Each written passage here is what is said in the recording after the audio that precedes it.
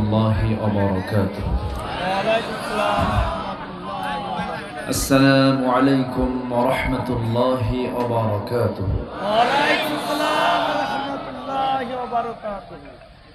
إن الحمد لله الأكرم الذي خلق الإنسان وكرم وعلمه من البيان ما لم يعلم،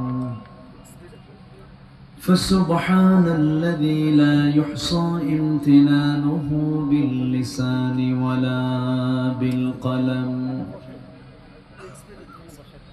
نشهد أن لا إله إلا الله وحده لا شريك له، ونشهد أن سيدنا وحبيبنا ومولانا محمدا عبده ورسوله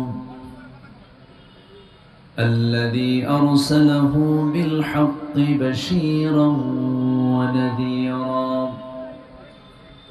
وداعيا إلى الله بإذنه وسراجا منيرا. فقد قال الله تعالى في كلامه المجيد وفرقانه الحميد: أعوذ بالله من الشيطان الرجيم. بسم الله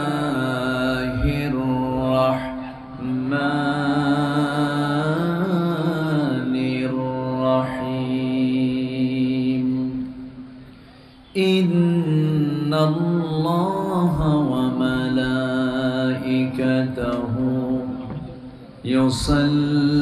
يصلون على النبي يا أيها الذين آمنوا صلوا عليه وسلموا تسليما. اللهم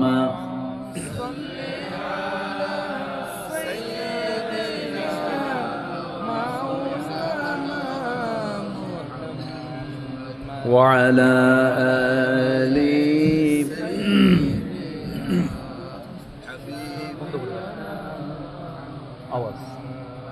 একটু মোহাব্বত দিয়ে নবীর প্রেমে মাতোয়ারা হয়ে আওয়াজ দিয়ে সবাই বলুন আল্লাহুম্মা সাল্লি আলা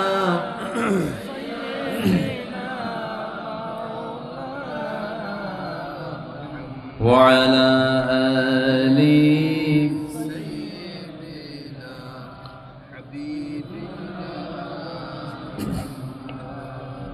প্রাণের অধিকে বেশি যার দাম রহমতাল লিল আলামিন।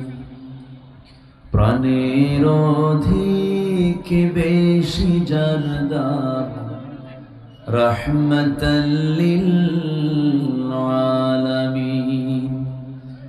জানো কি তোমরা তাহার নাম রহমতাল লিল আলামিন। অসহায়ের বুকে যে জন গোপনে করে সওয়ার, দুরুদ পড়ে সুবহ ও শাম রহমতাল লিল আলামিন। গরিবের আহার দিতেন নিজে হয়ে রোজাদার, নিয়মর ভালোবাসার খাম রহমতাল লিল আলামিন। জানো কি তোমরা তাহার নাম রহমতাল লিল আলামিন। আল্লাহুম্মা সাল্লি আলা সাইয়্যিদিনা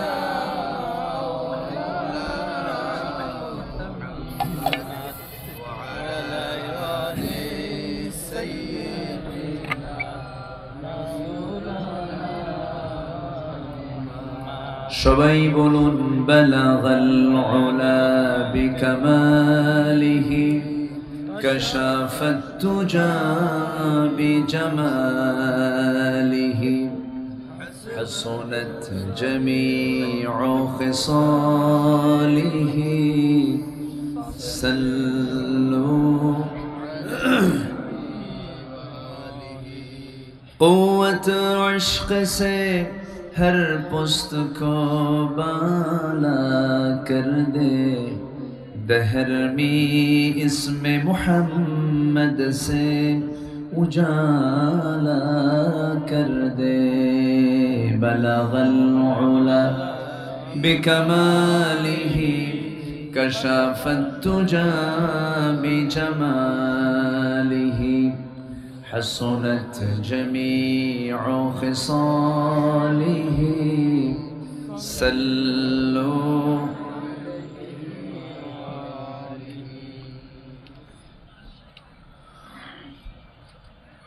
পাবনা জেলার সদর উপজেলার মালিগাছা ইউনিয়নের টেবুনিয়া ইসলামী সমাজ কল্যাণ পরিষদ মাহফিল ইন্তেজামি কমিটি কর্তৃক আয়োজিত 1 নভেম্বরে অনুষ্ঠিত তাফসীরুল কোরআন মাহফিল 2025 মহৎ আয়োজনের সম্মানিত সুযোগ্য সভাপতি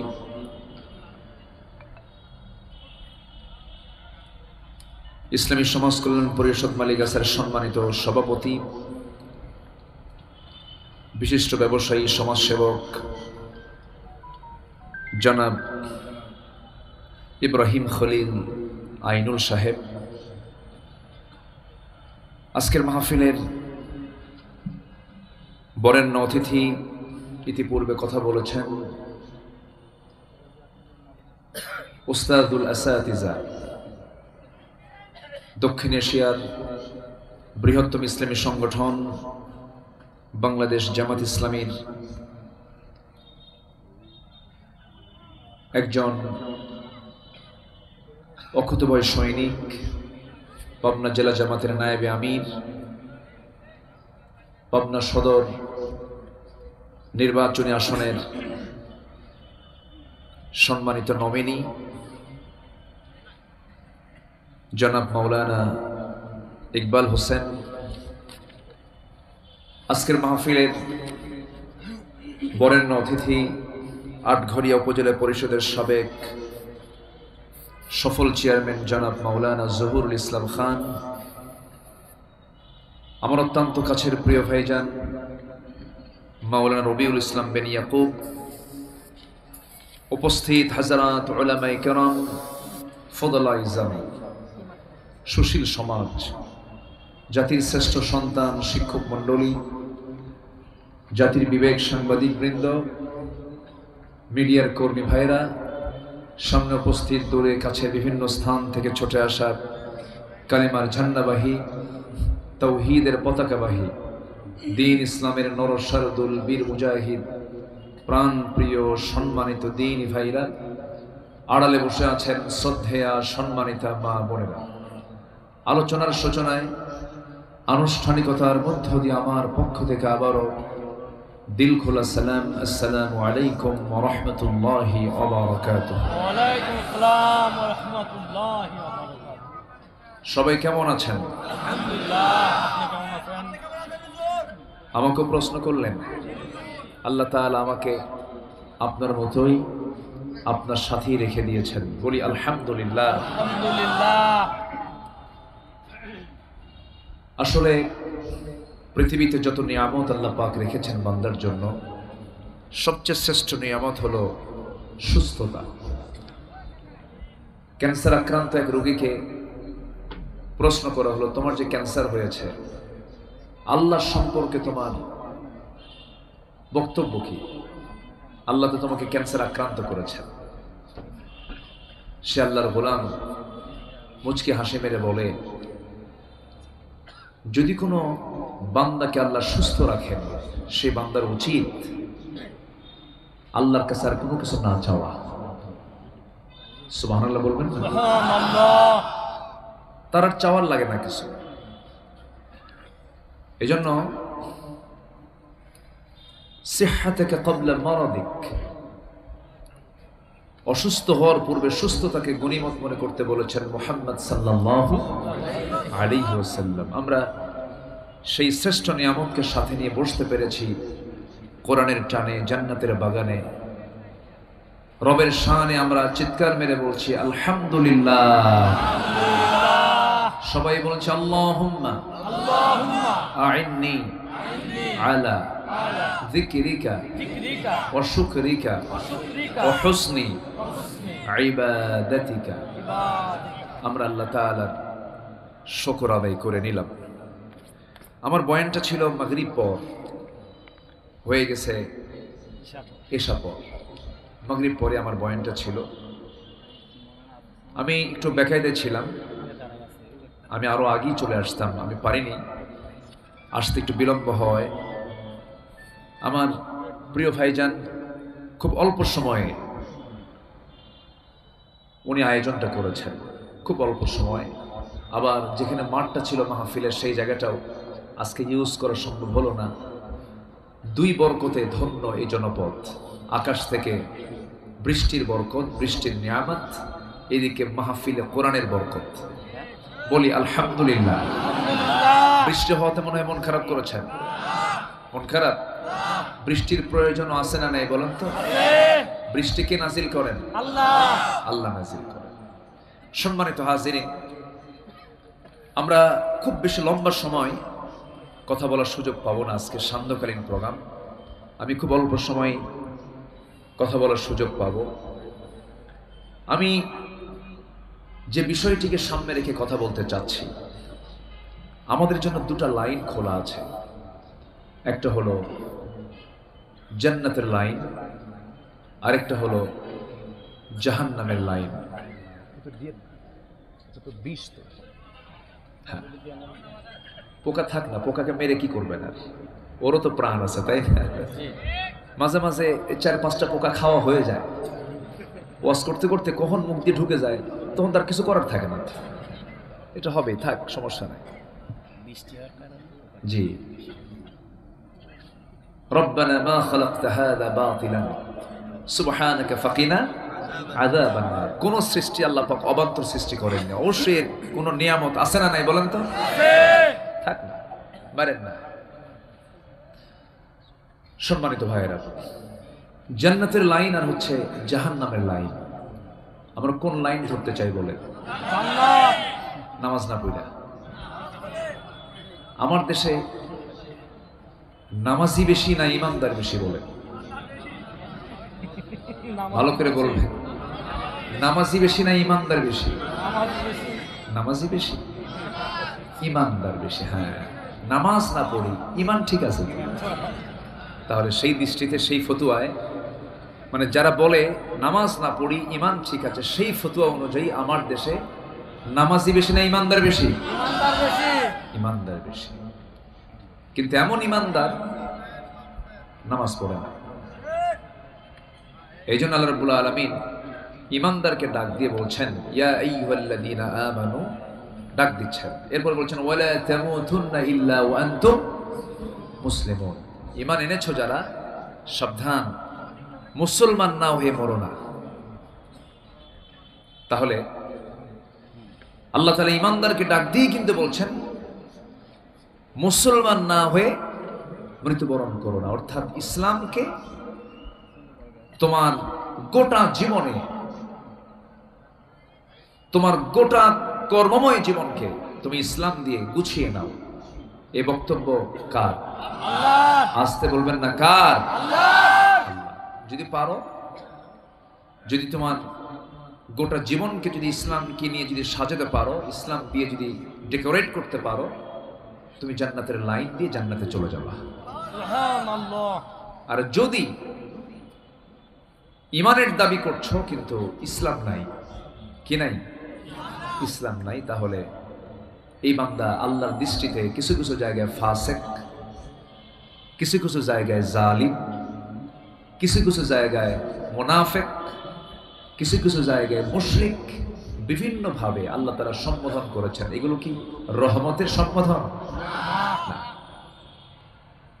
গালি শব্দটা আমি বলবো না, গালি তো আল্লাহ তাআলা তার মুখ থেকে গালি শব্দ বলা কেমন হয়, কিন্তু সম্বোধন শব্দটা খুব ভয়ঙ্কর। জালিম, ফাসিক, মুনাফিক, এগুলো কিন্তু আল্লাহ তাআলার পক্ষ থেকে লকব, খেতাব। আল্লাহ যদি কাউকে এই লকব খেতাব দেয় জান্নাতে দেওয়ার জন্য, না বলেন জান্নাতে দেওয়ার জন্য, না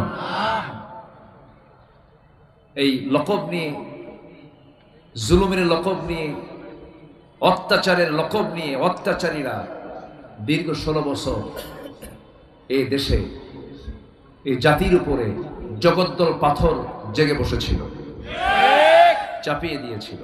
আল্লাহ তাআলা পাথরটা সরায় দিয়েছেন।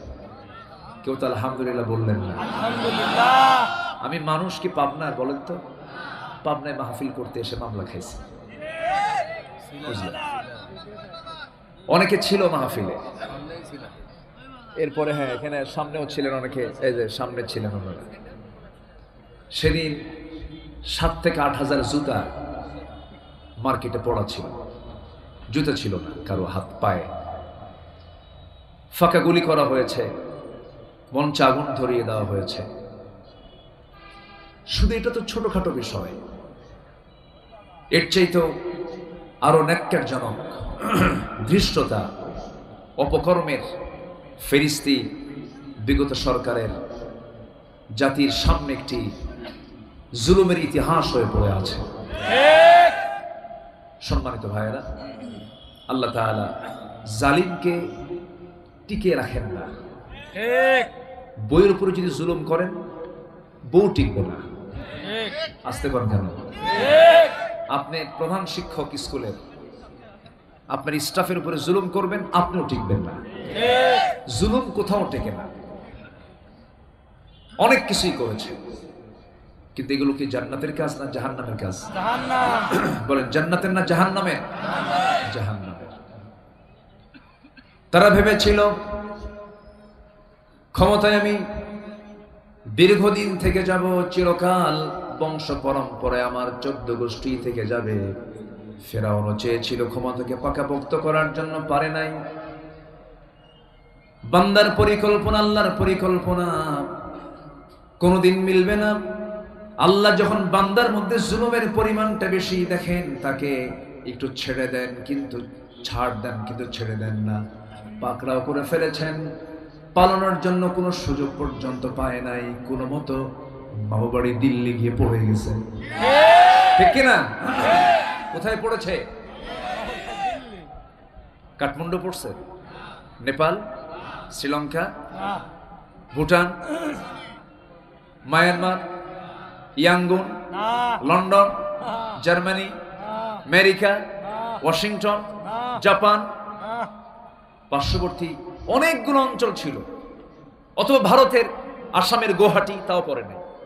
কেন পড়ে নাই? আমাদের এই জাতির সূর্য সন্তান শহীদ আল্লামা সাঈদীর কথাকে আল্লাহ পাক বাস্তবে রূপ করে দিয়েছেন। কারণ তার কথা মিস হবে কেন? কারণ তিনি তো দোয়া কবুলওয়ালা। যে সমস্ত ব্যক্তির দোয়া কবুল হয়, সেই কবুলওয়ালাদের একজন হচ্ছেন আল্লামা সাঈদ রাহিমাহুল্লাহ।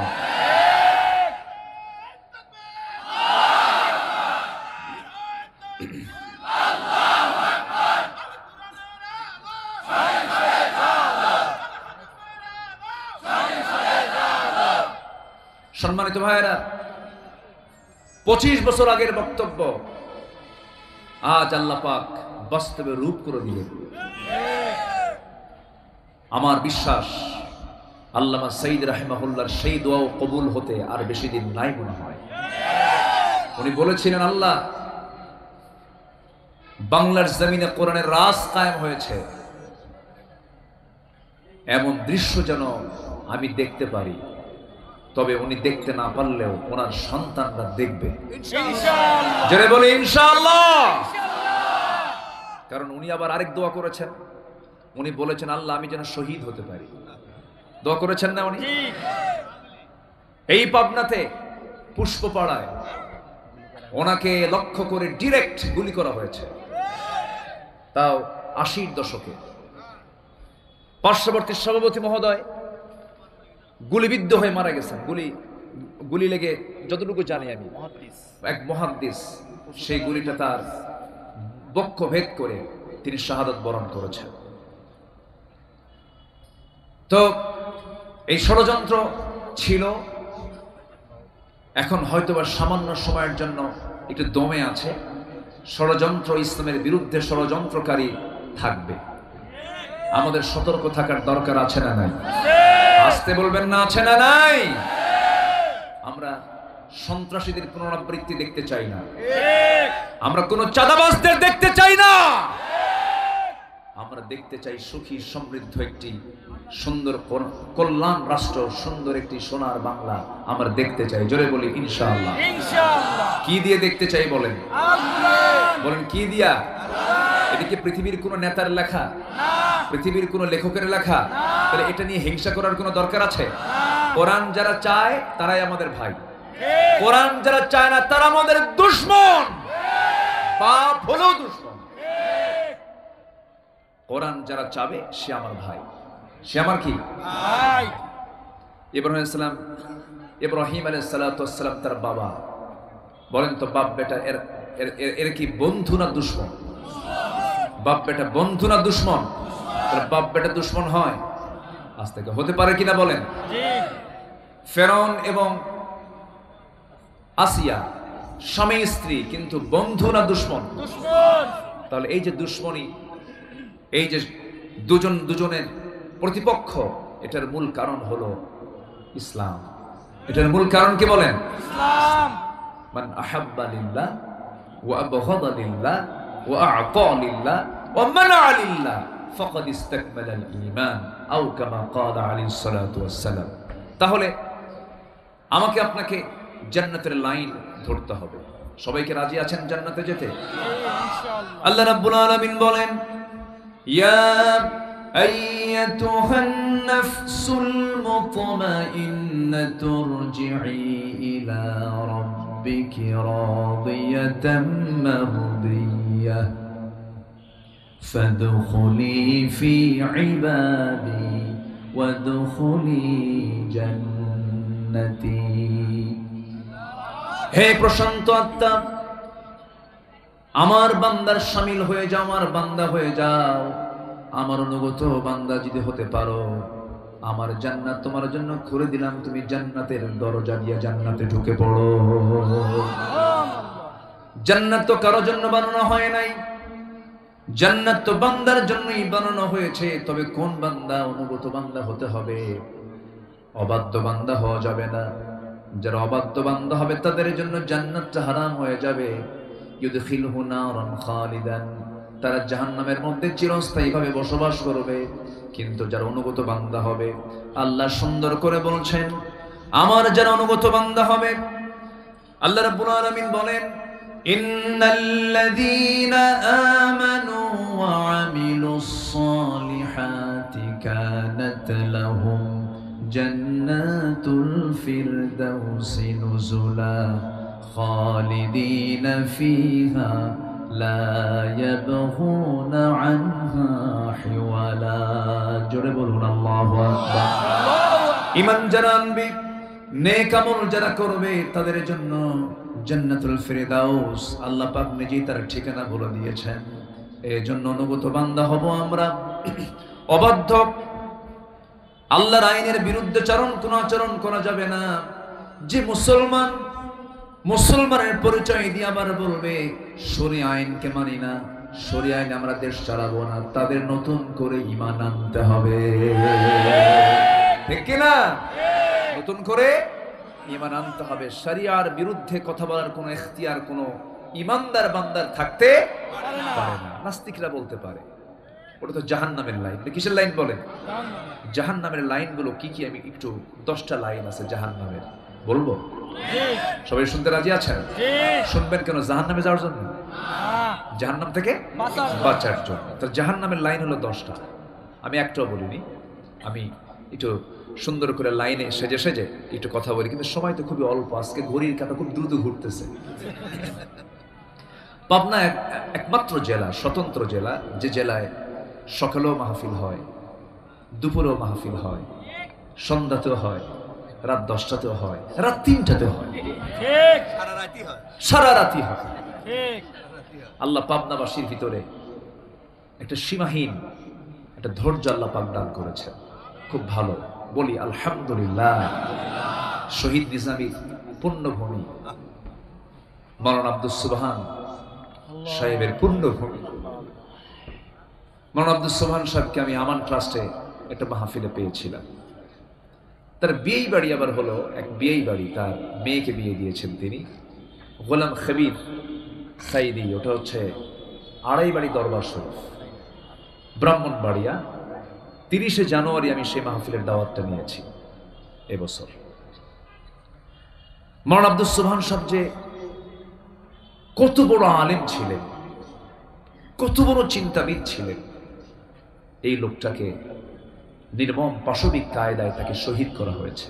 ঠিক অসুস্থ মানুষ, দেখেছেন কিনা ছবিটা, দেখলে কান্না আসে।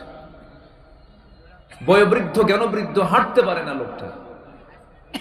এত বড় আলেম, যুগশ্রেষ্ঠ আলেম, ডান্ডা বেরি পড়ায়া জেলখানার বেডে থেকে শুয়ে রাখা হয়েছে। সম্মানিত ভাইয়েরা, আল্লাহ তাআলা এই যে একটা পরিবর্তন দিয়েছেন এমনি দেননি তো, এই সমস্ত ব্যক্তিদের চোখের পানিতে আল্লাহ তাআলা এই পরিবেশ সৃষ্টি করে দিয়েছেন। মহান রব্বুল আলামিন এই মহান ব্যক্তিদের কবরটাকে আল্লাহ পাক জান্নাতের টুকরা বানায় দেন। জোরে বলি আল্লাহুম্মা আমিন। আল্লাহুম্মা আমিন।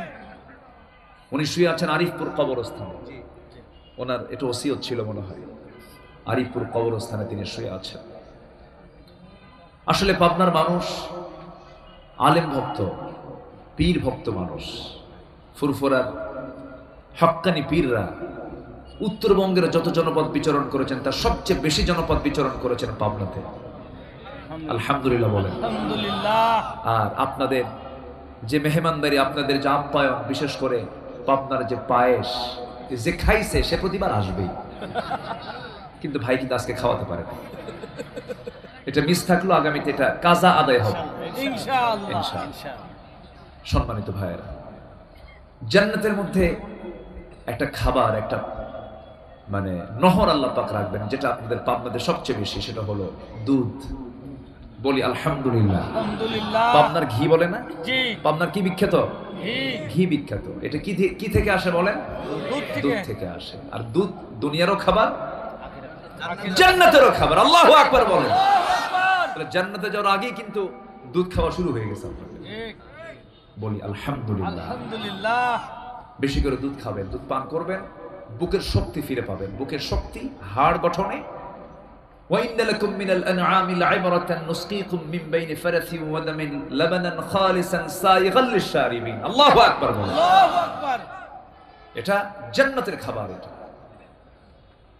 আল্লাহ আপনাকে সকল বরকতে ধন্য করুন, জোরে বলি আমিন। আমিন। আবার গোটা দেশ থেকে যেগুলো একটু মাথার ভিতরে যদি স্ক্রু ঢিল টিল হয়, এটা আপনারা ঠিকঠাক করেন পাবনায়। ঠিক। কি আছে কিনা, আছে কিনা বলেন, আছে কিনা? নাই কি? সবই তো আছে। পাবনার ওই মেন্টাল হসপিটালে গেলে কিছু কিছু লোক পাওয়া যায়, বক্তব্য শুনলে মনে হয় এখানেই ডোনাল্ড ট্রাম্প এসে বসে আছে। কি ঠিক কিনা বলেন? ডোনাল্ড ট্রাম্পের আর কি পাওয়ার, সুপার পাওয়ার এখানে বসে আছে। সবই আপনারা খেদমতে আঞ্জাম দিচ্ছেন, আল্লাহ কবুল করুন, জোরে বলি আমিন। আমিন। আমাকে কোন এক সাবেক এমপি ওই দুই বাজারের ঘটনার পরে আমাকে ফোন দিয়ে বলে, আপনি পাবনায় ঢুকবেন না, ঢুকলে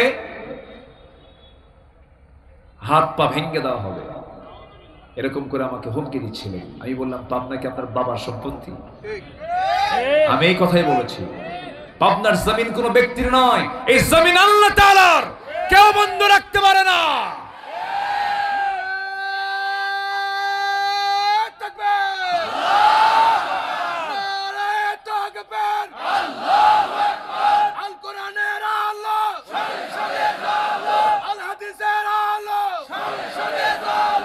ইসলামের শত্রুরা হুঁশিয়ার সাবধান, বিপ্লব বিপ্লব ইসলামী বিপ্লব, নারায়ে তাকবীর। যারা বলেছিল তারা কোথায়? দিল্লি আছে আছে আছে আছে নাই। দেশে থাকলেও চামচিকা দিনে বের হয়, ও দোয়া করে আল্লাহ কোনোদিন যেন সূর্য না ওঠে, কোনোদিন যেন সূর্য না ওঠে। না ওঠে। চামচিকার দোয়া কি সূর্য ওঠা বন্ধ হয়? না। ওরা পারবে না। ইসলামের সূর্য উদয় হবেই, চামচিকার আর সুযোগ পাবে না ইনশাআল্লাহ। আসবে দিন ইনশাআল্লাহ। বলেন ইনশাআল্লাহ। আমরা জান্নাতের লাইন খুঁজবো। কিসের লাইন খুঁজবো বলেন? জান্নাতে। জান্নাতের লাইন। তাহলে জান্নাতের লাইন পেতে হলে জাহান্নামের লাইনগুলো আগে জানা দরকার। জাহান্নামের লাইনের মধ্যে 1 নম্বর লাইন হচ্ছে ভ্রষ্টতা, 1 নম্বর লাইন হচ্ছে কুফর। যারা কুফরি করবে তারা জান্নাত পাবে না।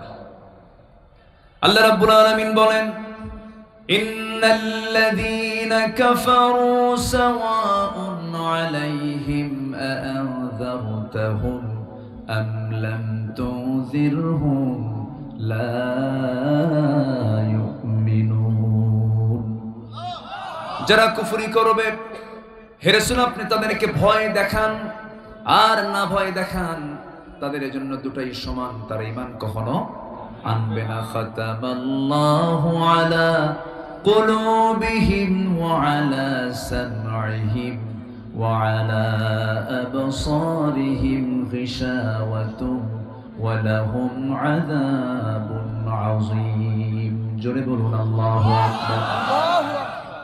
তাদের দিলে মোহর মেরে দেওয়া হয়েছে, তারা কখনো ফিরবে না।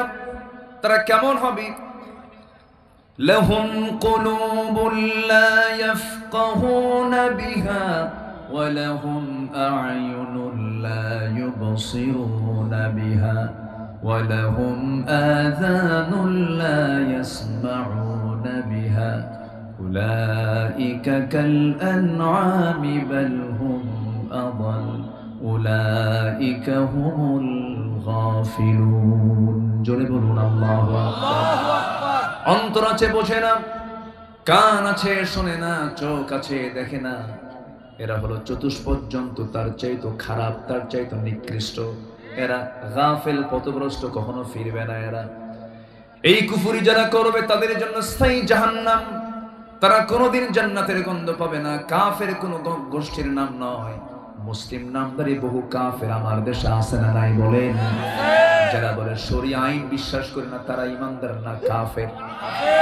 যারা বলে আল্লাহর আইন দিয়ে রাষ্ট্র চলতে পারে না, সংসদ চলতে পারে না, আইন চলতে পারে না, প্রশাসন চলতে পারে না, ক্যান্টনমেন্ট চলতে পারে না, কোর্ট কাছারি চলতে পারে না, আদালত চলতে পারে না, এই সমস্ত লোকের এই চেতনা যারা লালন করবে, আল্লাহ রাব্বুল আলামিন বলছেন ওই সমস্ত বান্দাদের পরিচয় হলো তারা কুফরি লাইনে আছে, জাহান্নামের লাইন। তারা কোনোদিন জান্নাতের গন্ধ কখনো খুঁজে পাবে না। 1 নম্বরে চলে গেল। সময় অল্প, 10টা পয়েন্ট আমি সংক্ষিপ্ত সময়ে বলবো, একটু কান লাগাবেন, মনোযোগ দিয়ে শুনবেন। সামনের একটা দিন আসতেছে, এই দেশের মানুষ ইসলামকে ভালোবাসা শুরু করেছে, বলি আলহামদুলিল্লাহ। একটা জনজোয়ার শুরু হয়েছে। ছাত্ররা, ছাত্রী, বিশেষ করে ছাত্রী সমাজ, আমি ঢাবির ছাত্র ছিলাম, ঢাকা ইউনিভার্সিটিতে পড়েছে, র্যাগিং নিজের চোখে দেখেছি, দুষ্টামি নিজের চোখে দেখেছি। ছাত্র রাজনীতি যারা করেছে, ছাত্রদের অপকর্মগুলো নিজের চোখে আমি দেখেছি। ছাত্রীরা থরথর করে কেঁপেছে, তাদের যৌবনকে তারা সুরক্ষিত রাখতে পারে নাই। এমন কেমন রেকর্ড আছে, জাহাঙ্গীরনগর ইউনিভার্সিটির ছাত্র একজন ধর্ষণের সেঞ্চুরি করেছে, মিষ্টি বিতরণ করেছে, তার শাস্তি বাংলার জমিনে এখনো হয় নাই, ঠিক কিনা? ওদের অপকর্মের ফলাফল হলো প্রত্যেকটা ইউনিভার্সিটির, ম্যাক্সিমাম ইউনিভার্সিটির নির্বাচনে সংখ্যাগরিষ্ঠ ইসলামপন্থীর বিজয়। কষ্ট পাচ্ছেন নাকি আপনারা? আল্লাহ বিজয় দিয়ে দিয়েছেন। ওরা বলে নির্বাচনে কারচুপি হয়েছে, দেখেন চোর কি করে, চুরি করবে কেন? চোর তো সব চলে গেছে টাকা পয়সা নিয়ে, এখনো চোর। এগুলো বলবেন? সম্মানিত ভাইয়েরা, ছাত্রীরা দেখলো যে আমরা তাদেরকে নির্বাচিত করতে চাই যাদের হাতে আমাদের সতীত্ব ঠিক থাকবে। ধর্ষণের সেঞ্চুরি যে নেতৃত্বে খুঁজে পাওয়া যায়, ওই সমস্ত নেতৃত্বের মুখে আমরা লাথি মারি, জুতা মারি। রাজি আছেন কারা কারা? হাত উঁচু করে দেখান মুসলমান।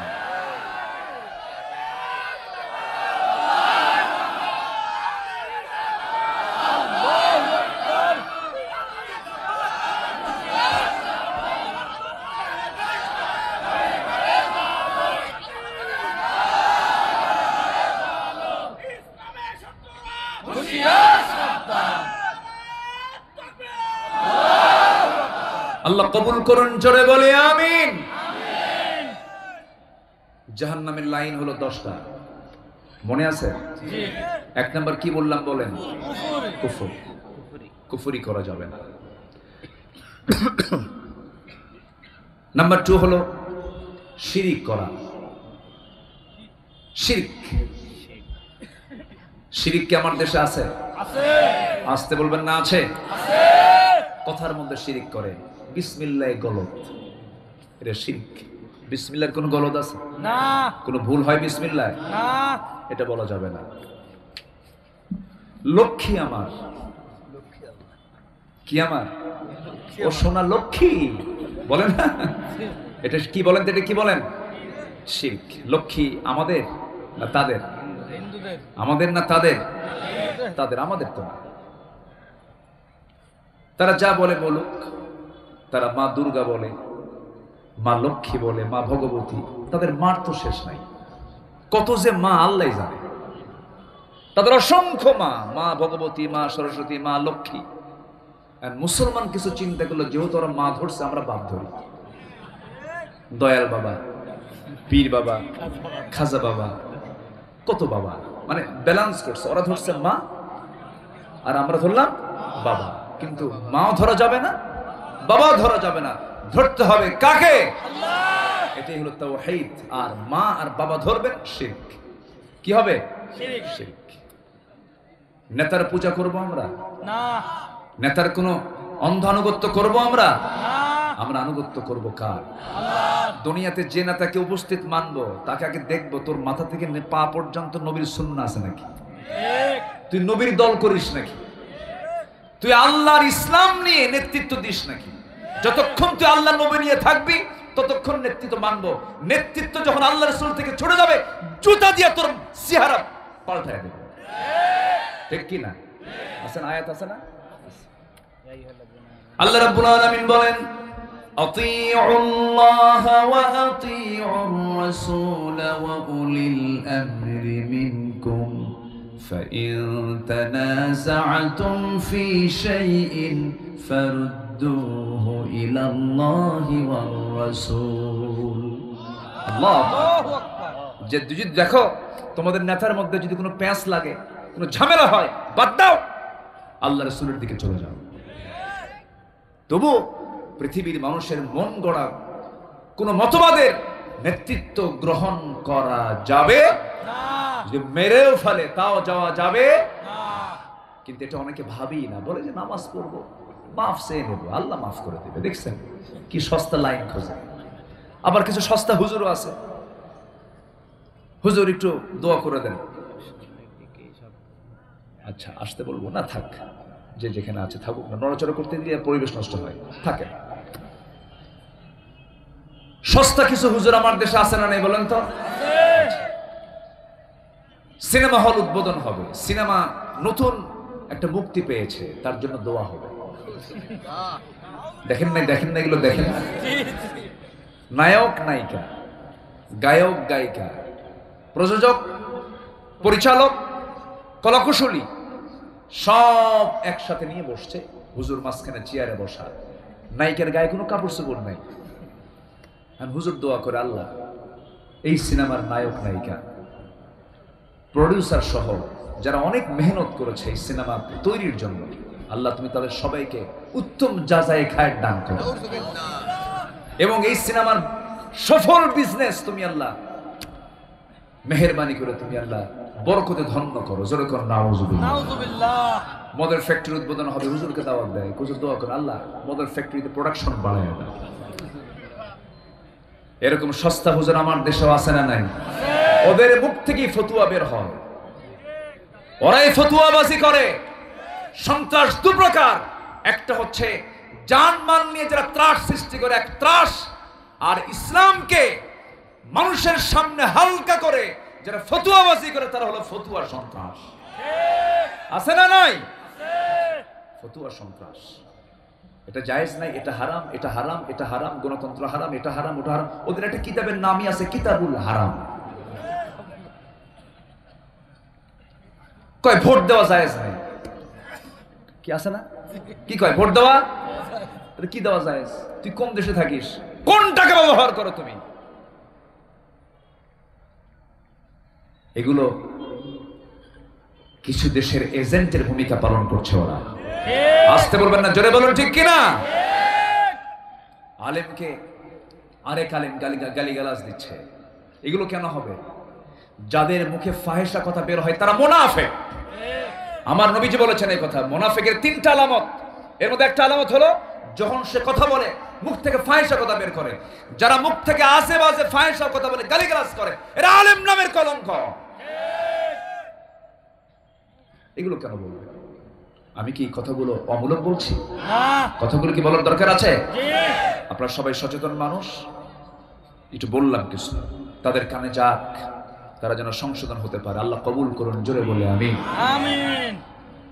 শিরক করো না, বিদআত করো না, আল্লাহ ছাড়া কারো কাছে মাথা নত করো না। শিরক করো না, বিদআত করো না, আল্লাহ ছাড়া কারো কাছে মাথা নত করো না। পীরের পূজা গোরের পূজা ইসলামেতে নাই, তবু তবু তারা আল্লাহ ছাড়া মাথা যেন আয়। আল্লাহর কোরআন নবীর হাদিস ছাড়া কিছুই মেনো না। শিরক করো না, বিদআত করো না, আল্লাহ ছাড়া কারো কাছে মাথা নত করো না। জোরে বলি আমিন। কারো কাছে মাথা নত করা যাবে? মাথা নত করবো কার কাছে? আল্লাহর কাছে। দুই চলে গেল শিরক। আমার হাতের সময় আর একটু সময়। নাম্বার 3 হলো দুনিয়ার প্রতি অত্যাধিক মোহ যাদের। দুনিয়ার মোহ মানে আমি বলছি না আপনার মোহ থাকা যাবে না, আকর্ষণীয় আল্লাহ পাক নিজেই যে করে দিয়েছেন। মহিলা দেখলে তাকাতে ইচ্ছা হয়। দেখেন সব মনে হয় ফেরেশতা বসে আছে। এখন ভালো করে করেন, মানে যা সত্যতা বলবেন। সুন্দরী মহিলা দেখলে কি দেখতে ইচ্ছা হয়? তাহলে মানুষ। আর যদি ইচ্ছা না হয় তাহলে সমস্যা আছে। ইচ্ছা হবে, ইচ্ছা হবে না কেন? ইচ্ছা তো হবেই। ইউসুফ আলাইহিসসালামকে যখন জুলাইখা ঘরে তুলেছে, তার সৌন্দর্যের সকল পসরা যখন ডিসপ্লে করেছে, তাফসীর আসছে ওনার বোন চাচ্ছিল তিনি সেই দিকে ঝুঁকে পড়বেন, কিন্তু আল্লাহ তাআলা তার রহমতি চাদর দিয়ে তাকে আবৃত করলেন, হেফাজত করলেন। জোরে বলি সুবহানাল্লাহ। আহমদ শফি রাহিমাহুল্লাহ একটা কথা বলেছিলেন, নারী হলো তেঁতুলের মতো। শেষ পর্যন্ত ওই কুষ্টিয়া ভেড়ামারার এক নরকীট আছে, এই নদীর ওই পারিতে, আপনাদের প্রতিবেশী, নদীর এপার আর ওপার, যে মেম্বার ইলেকশন করলেও মেম্বার হতে পারতো না, সস্তায় মন্ত্রীগিরি করে গেছে। একটা দল এক ব্যক্তি, সামনে ব্যানার, কোনো কর্মী ছাড়া যে দল, সেই দলের নেতা হয়ে মন্ত্রিত্ব করেছে। ওই ব্যক্তিটাকে আল্লাহওয়ালা লোকটাকে শেষ পর্যন্ত তেঁতুল হুজুর বলে আখ্যা করল। কিন্তু উনি উদাহরণ দিতে নিয়ে বলেছিলেন, তেঁতুল দেখলে যেমন জিহ্বায় কি চলে আসে? জল আসে। আমি বলছি না এই তুলনা তার সঙ্গে আমি ওইভাবে দিতে চাই না, কিন্তু নারীর প্রতি পুরুষের একটা আকর্ষণ, এটা কি সত্য না মিথ্যা বলেন? এই আকর্ষণ যদি না হয়, মানব সন্তান কি পৃথিবীতে আসবে? আসবে। নারীর প্রতি পুরুষ, পুরুষের প্রতি নারী, এই অ্যাট্রাকশন কে দিয়েছেন? আল্লাহ। আসতে বলবেন না, কে দিয়েছেন? আল্লাহ। তাহলে নারীর প্রতি কামনা বাসনা হালাল না হারাম? হ্যাঁ, যেরকম বলেন, হারাম না হালাল? নিজের বউ না অন্যের বউ? এটা যেন মনে থাকে। শুধু এটা মনে থাকলে আর কোনো সমস্যা নেই। শুধু এই জিনিসটা মনে থাকতে হবে যে কামনা বাসনা সব হালাল, তো অন্যের বউ না, কিসের বউ? নিজের বউ একটা হয় না, একটা পারছেন না, একটা দিয়েও আপনার নজর ঠিক নাই, খালি ব্রেক মারে অন্যদিকে যায়। আল্লাহ বলেন আরেকটা কর, ব্যস্ত থাক, তাও হয় না, আরেকটা কর, তাও না, আরেকদিকে দৌড় মারে, আরেকটা কর। আল্লাহ পাক চারটা অপশন রেখেছেন। আমার দাদার যুগে দাদারা, আমার বড় দাদাদের যুগে একাধিক বিবাহ ছিল, কিন্তু এখনকার ভাইরা এক বিয়ে করতে চায় না, কারণ ওই যে বাইপাস মারে। যেরকম নাউজুবিল্লাহ। তাহলে হালাল না হারাম? হারাম যারা এগুলো করছে এগুলো হালাল না হারাম? হারাম এখন মায়েরা চিন্তা করতেছে, হুজুর পেঁয়াজ তো লাগাই দিয়ে গেলেন, আপনি চারটা অনুমতি দিয়ে দিলেন, এটা কেমন কথা? আমি চারটা অনুমতি আমি বলি নাই, কিন্তু আপনার স্বামী জেনাকার হোক এটা আমি চাই না। ঠিক আপনার স্বামী জান্নাতের লাইনে থাকুক, এর জন্য আমি বলেছি, আল্লাহর কথা বলেছি, তুই চারটা কর, তাও তুই জেনার কাছে অংশগ্রহণ করতে পারবি। না কার কথা? আল্লাহ আমার দেশে এখন পুরুষ বেশি না মহিলা বেশি? মহিলা আচ্ছা, মহিলা হলো 60% ধরেন, আর পুরুষ হলো 40%। তাহলে 40-40-80 মিলে গেল, বাকি 20% কি জাতীয় সম্পদ হবে না? তাদের বিয়ের ব্যবস্থা করতে হবে। ঠিক ইসলাম যা দিয়েছে সার্বজনীন করে দিয়েছে, সুবহানাল্লাহ বলা যাবে না ভাই? আল্লাহ আমার বন্ধুগণ, দুনিয়ার প্রতি অত্যাধিক মোহ থাকা যাবে না। আল্লাহ রাব্বুল আলামিন বলেন, উলাইকাল্লাযীনা ইশতারাফুল হায়াতাদ দুনিয়া বিল আখিরাহ ফালা ইউখাফফাফু আনহুমুল আযাবু ওয়ালা হুম ইউনসারুন। জোরে বলুন আল্লাহু আকবার। যারা আখিরাতের বিনিময়ে দুনিয়াকে যারা কিনে নেবে, তাদের জন্য জাহান্নামের আযাবকে খাটো করা হবে না, কমানো হবে না। ওয়ালা হুম ইউনসারুন, তাদের জন্য কোনো সাহায্যকারীও থাকবে না, তারা জাহান্নামে অবস্থান করবে। দুনিয়ার প্রতি অত্যাধিক মোহ মানুষকে ধ্বংসের দিকে ঠেলে দিবে। দুনিয়ার প্রয়োজন আছে, তবে দুনিয়ার যে প্রয়োজনটা ইসলাম বাদে না ইসলাম সহ? ইসলাম বলেন সহ। বলেন বলেন, ইসলাম বাদে না ইসলাম সহ? ইসলাম সহ আমরা টার্গেট করব দুনিয়া না আখিরাত। আখিরাত বলেন দুনিয়া না আখিরাত। তাহলে দুনিয়ার দরকার নাই? হ্যাঁ, বিয়ে শাদীর দরকার আছে, ব্যবসা বাণিজ্যের দরকার আছে, চাকরি বাকরির দরকার আছে। এই জন্য আল্লাহ রাব্বুল আলামিন দোয়া দিয়েছেন, যারা আল্লাহর ঘর তোয়াফ করতে যায়, মাতাফে নেমে যখন তোয়াফ করা শুরু করে দেয়, যে তোয়াফটা শুরু হয়ে যায় সেই সময় একটা দোয়া পড়ে। আল্লাহ রাব্বুল আলামিন তার কোরআনে সুন্দর করে দোয়াটা শিখিয়ে দিয়েছেন। যারা পারেন ঠোঁট মিলিয়ে বলুন, রব্বানা আতিনা ফিদ দুনিয়া হাসানাতাও ওয়া ফিল আখিরাতি হাসানাতাও ওয়া কিনা আযাবান নার ওয়াজআলনাল জান্নাতা মাআল আবরার। আল্লাহ তাআলা দুনিয়ার হাসানা দিয়ে দাও, আখিরাতের হাসানাও দিয়ে দাও। দুনিয়াও সুন্দর হবে, আখিরাতও সুন্দর হবে। শর্ত হলো ইসলাম দিয়ে জীবনটাকে সাজায় নিতে হবে। জীবনের সকল জায়গায়, সব জায়গায় ইসলামকে সাজিয়ে নিতে হবে। দেখবেন অনেক প্রশান্তি পাবেন, শান্তি পাবেন। টাকা পয়সা যদি শান্তির মূল মাধ্যম হয়ে যেত, টাকা পয়সা এই দেশে সবচেয়ে বেশি যার শান্তি নাই, তার বাস্তব প্রমাণ হলো বেক্সিমকো গ্রুপের মালিক, বিশাল সম্পত্তির পাহাড়, বাঁচার জন্য নবীজির সুন্নাত দাড়ি পর্যন্ত কাটছিল, মাথার চুল সাদা কালো বানাইছিল, পাঞ্জাবি খুলে গেঞ্জি পড়েছিল, পাজামা খুলে লুঙ্গি পড়েছিল, বাঁচার জন্য ভুল করে আবার নৌকায় চড়ছিল। আল্লাহ বাঁচান নাই, শেষ পর্যন্ত ধরে ফেলেছেন, পাকড়াও করেছেন। অর্থই সকল শান্তির মূল নয়। শান্তির মূল যদি পেতে চায় একমাত্র লাগবে আমার কাকে? কাকে লাগবে? আল্লাহকে লাগবে। যদি আমাকে বলা হয় তুমি দাড়িটা কাটবা, তোমাকে গোটাল দুনিয়া দেব, পারবো না। নবীর সুন্নাত, এটা নবীর ভালোবাসা। আমার জীবনের চাইতে রাসূলকে ভালোবাসতে হবে, কম না বেশি? আমাদেরকে ধর্মের ব্যবসায়ী বলে। ধর্মের ব্যবসায়ী তারাই নির্বাচন আসলে পরে নামাজ ধরে, টুপি ধরে, নির্বাচন আসলে পরে পট্টি লাগায়, তসবিহ হাতে নেয়, আবার বিপদে পড়লে দাড়ি কাটে।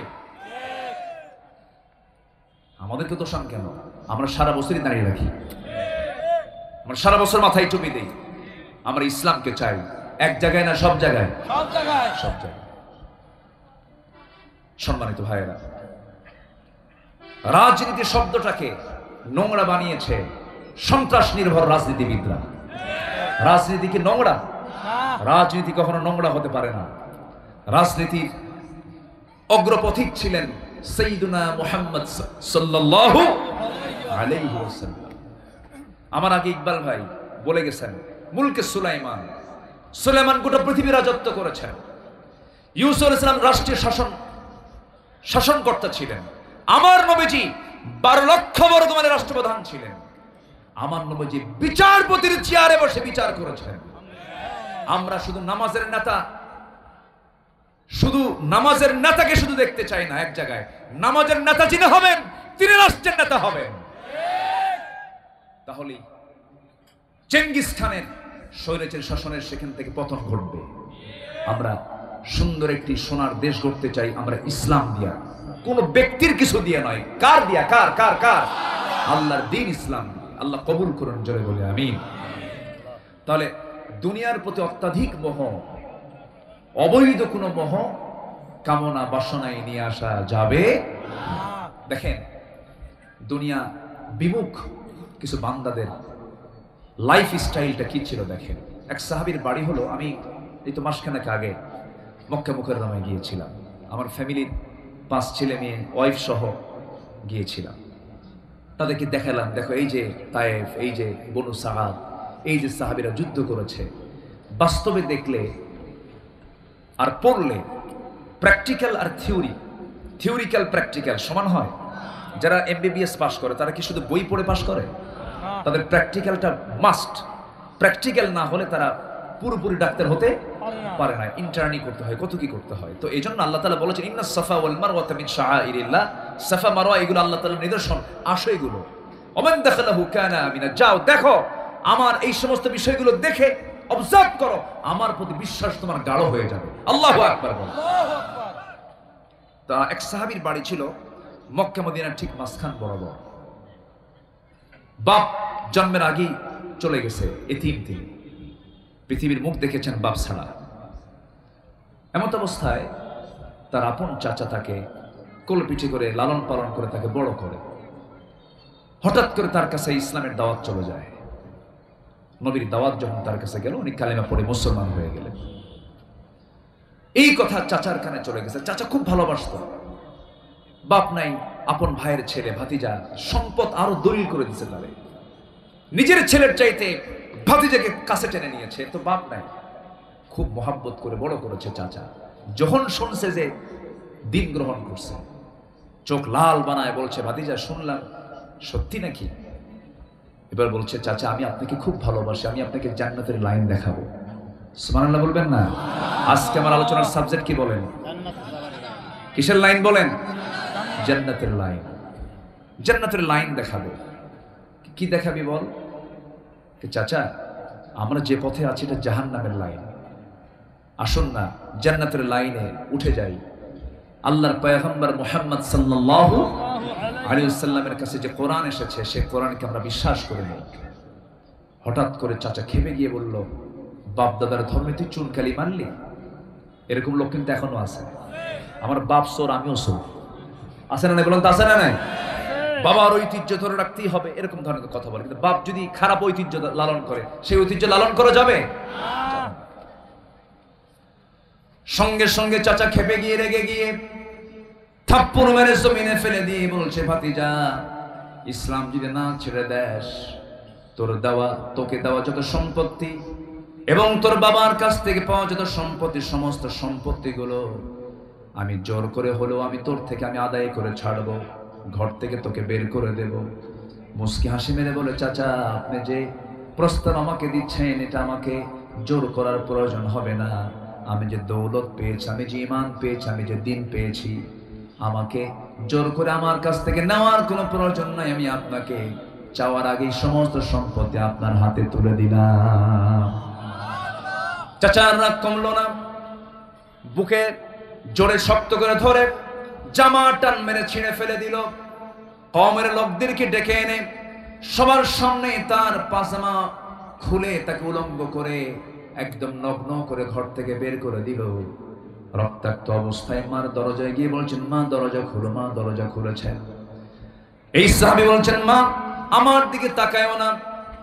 আমার চাচা দিন গ্রহণ করার কারণে আমার শরীর থেকে পাজামা পর্যন্ত খুলে নিয়েছে, আমার দিকে তাকায়ও না। দেখো তো ঘরের মধ্যে কোনো কিছু আছে নাকি। এক খণ্ড চাদর তার হাতে দেওয়া হলো, কোনো মতো সতরটা ঢাকলেন, দৌড় মেরে চলে গেলেন নবীর দরবারের দিকে।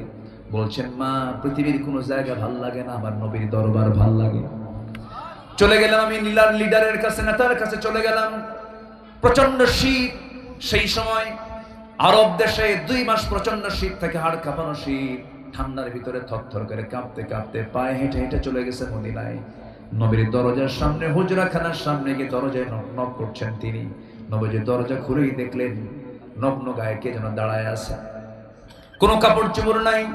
ভিতরে ঢুকলেন, এক খণ্ড আমার নবীজি 2টা জুব্বা, নবীর ব্যবহৃত 2টা জুব্বা নিজের হাতে নিয়ে এসে বলছে, ও আল্লাহর গোলাম, প্রচন্ড শীত, আমার পরিহিত জুব্বা আমি তোমার দাম করে দিলাম। বিস্তারিত শুনলেন। এরপরে বলছেন, ও আমার সাহাবী, চিন্তা করো না, কোনো সমস্যা নেই, যা আসহাবে সুফার সদস্যরা আছে যাও, চলে যাও। কোরআনটা তার হাতে দেওয়া হলো। এবার সাহাবী বলছে, হুজুর আপনি আমার জন্য একটু দোয়া করুন, আমি যেন শহীদ হতে পারি। আমার নবীজি দোয়া করছেন, আল্লাহ আমার এই প্রিয় সাহাবী আব্দুল্লাহর জান মালকে তুমি কাফের বেঈমানদের জন্য হারাম করে দাও। এমন দোয়া করার সঙ্গে সঙ্গে সাহাবী একটু মনক্ষুণ্ণ হলেন। বলছেন, হুজুর উল্টা দোয়া করেন কেন? কাফের মুশরিকরা যদি আমাকে না মারতে পারে আমি শহীদ হব কেমনে? রাসূল বলছেন, চিন্তা করো না সাহাবী, শাহাদাতের তামান্না যদি লালন হয়, ওয়া ইম্মা তাআলা ফিরাশিহি, বিছানায় যদি মরণ হয়, আল্লাহ পাক তোমাকে শহীদের দরজা দিয়ে দিবেন। আমার বন্ধুগণ, সাহাবী চলে গেলেন। দীর্ঘদিন পর যুদ্ধের ডাক চলে এলো। আমার নবীজি সাহাবে কেরামকে নিয়ে অভিযানে বের হলেন। আমার নবীজির দিনের বেলা কাটতে হলো ঘোড়ার পিঠে, রাত্রে বেলা যায় নামাজে। 10 বছর মদিনার জিন্দেগি কেটেছে, 86 যুদ্ধ পরিচালনা করেছেন। আমার নবীর মসজিদের সামনে যে ফাঁকা জায়গা থাকতো, এর নাম হচ্ছে মেহরাব, অস্ত্র রেখে সাহাবীরা থাকতেন। বছরে গড়ে 9টা করে 10টা করে যুদ্ধ সাহাবে কেরামকে করতে হয়েছে। ইসলাম তেমনি এমনি আসে নাই। নবীজির কোমর চলে গেছে, নবীজির দাঁত ভেঙে গেছে, এর মধ্য দিয়ে আল্লাহর জমিন, আল্লাহর দিন কায়েম হয়েছে। আমার নবীজি যুদ্ধের ময়দানে গেলেন, ওই আব্দুল্লাহর সঙ্গে চলে গেলেন। অভিযান শেষ হলো, যুদ্ধ শেষ হওয়ার পরে ফিরে আসতেছেন মদিনার পথে। হঠাৎ করে নবীর কানে সংবাদ আসলো, হুজুর আপনার সেই প্রিয় সাহাবী আব্দুল্লাহ অসুস্থ। আমার নবীজি আতঙ্কিত হয়ে গেলেন, আশ্চর্য হলেন, আহা এমন তো হওয়ার কথা না, চিকিৎসা করো, নার্সিং করো। 3 দিন পরে নবীর কাছে সংবাদ আসলো, হুজুর আমরা অনেক চেষ্টা করলাম, সে বাঁচে নাই, সে তো মরে গেছে। আমার নবীজি দিনের পর দিন কষ্ট করে যুদ্ধে গেছেন। মক্কা থেকে মদিনায় তার আসতে সময় লেগেছিল হিজরতের জন্য প্রায় 13 দিন 13 রাত। আমার নবীজি ওই সাহাবীর ইন্তেকালে শোকাহত হয়ে পড়লেন। নবীজি কেঁদে ফেললেন আর বলছেন, সাহাবীরা আমার প্রিয় সাহাবী আব্দুল্লাহ দুনিয়া থেকে বিদায় নিয়েছে, কাফন দাফনের বন্দোবস্ত করো, কবর খনন করো, জানাজার আয়োজন করো।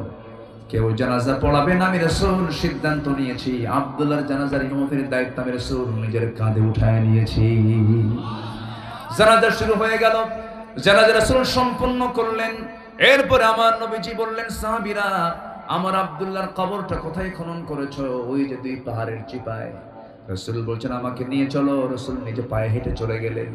কবরের সামনে দাঁড়ায় কাঁদা কাঁদা কণ্ঠে বলছেন, সাহাবীরা রে, আমার আব্দুল্লাহর কবরে আমি কাউকে নামতে দেব না, আমি নিজেই আব্দুল্লাহকে কবরে নিজের হাতে রাখবো। নবীজি কবরে নামলেন। কবরে নেমে বলছেন, আবু বকর আমার ডানে নামো, ওমর আমার বামে নামো। এই 3 জন সাহাবী গোটা পৃথিবীর শ্রেষ্ঠ মানুষ। সাইয়েদনা আবু বকর মা তুরাতিশ শামস লা গরাবাত, ডান পাশে নামলেন। সাইয়েদনা ওমর ফারুক বাম পাশে নামলেন। আমার নবীজি মাঝখানে দাঁড়ালেন, হাত দুটো আগায় দিয়ে বলছেন, সাহাবীরা আমার আব্দুল্লাহর লাশ তোমরা আমার হাতে তুলে দাও। লাশ যখন রাখা হলো, রাসূল বলছেন, আবু বকর মাথাটা ধরো, ওমর পাটা ধরো। আস্তে করে তিনজন মিলে কবরে শোয়া দিয়া বুকের উপরে হাতটা রেখে বলছেন, ও আকাশের মালিক আল্লাহ, এই মুহূর্তে পর্যন্ত আমি আব্দুল্লাহর উপরে সন্তুষ্ট আছি, তুমি আব্দুল্লাহর সকল কিছু তুমি আল্লাহ মাফ করে দাও। আমার নবীজি এই দোয়া করে যখন কবরের মধ্যে কান্নাকাটি করছিলেন, পাশে দাঁড়িয়ে থাকে একজন সাহাবী সাদ বিন আবি ওয়াক্কাস রাদিয়াল্লাহু তাআলা চিৎকার মেরে পাগলের মতো করে বলছেন, আকাশের মালিক আল্লাহ, আজকে জীবিত সাদ বিন আবি ওয়াক্কাস না হয়ে যদি ওই কবরের বাসিন্দা আমি সাদ হতাম, আমার জীবনটা কত প্রসন্ন হতো, কত ভাগ্যবান আমি হতে পারতাম। কারণ যার কবরে পৃথিবীর তিনজন সেরা মানুষ দোয়া করে তাকে দাফন করার জন্য প্রস্তুতি নিয়ে নেয়। জোরে কোন সুবহানাল্লাহ, আর জোরে বলি সুবহানাল্লাহ। আমার ভাইয়েরা, এই ইতিহাস টেনে নেওয়ার মূল কারণ হলো তারা দুনিয়াকে মাইনাস করে ফেলেছেন, আল্লাহর সন্তুষ্টি অর্জন করতে গিয়ে সবকিছুকে তুচ্ছ মনে করেছে। এই জন্য জান্নাতের লাইন খুঁজতে হলে এগুলোকে বাদ দিতে হবে। কুফরের লাইন বাদ, শিরকের লাইন বাদ, দুনিয়ার প্রতি অবৈধ কামনা বাসনা বাদ। বিয়ে করবেন সমস্যা নাই, কিন্তু বিয়ে না করে জেনা করবেন সমস্যা, এটা অবৈধ কামনা। আপনি সুদের কারবার করবেন অবৈধ কামনা, আপনি সুন্দর করে ব্যবসা করবেন, মুনাফা করবেন, এটা আপনার বৈধ কামনা, কোনো সমস্যা নাই। আমার বন্ধুগণ, আল্লাহ তো সব আমার জন্য জায়েজ করে দিয়েছেন, কিন্তু তার পন্থা আমাকে করতে হবে। হারাম পন্থা অবলম্বন করব, কিসের লাইন বলেন? জান্নাতের লাইন না জাহান্নামের লাইন? জাহান্নামের লাইন। নাম্বার 4 হলো শয়তানের প্ররোচনা অনুসরণ করা। নাম্বার 5 হলো আল্লাহর আয়াত বিধিবিধান নিয়ে বাক বিতণ্ডা যারা তর্ক বিতর্ক করবে তারা। নাম্বার 6 হলো অহংকার বশে আল্লাহর হুকুমকে অমান্য করা। যেমন অহংকার করেছিল আকাশ এবং জমিনে, সর্বপ্রথম যে অপরাধ হয় তার নাম হচ্ছে অহংকার। তার নাম কি বলেন? আকাশ এবং জমিনে, জিন এবং ইনসান জাতির মধ্যে সর্বপ্রথম যে অপরাধ হয়েছে তার নাম হচ্ছে অহংকার। আল্লাহ বলছেন উসজুদু লিআদম, আদমকে সেজদা করো। কি করছিল? শয়তানকে মানছে, কি করলো? অহংকার। কি করছে বলেন তো? আবা ওয়াস্তাকবারা, অমান্য করলো এবং অহংকার করলো। এই অহংকার কোন বান্দার মধ্যে যখনই ঢুকবে ভাববেন ওর পতন খুব নিকটবর্তী।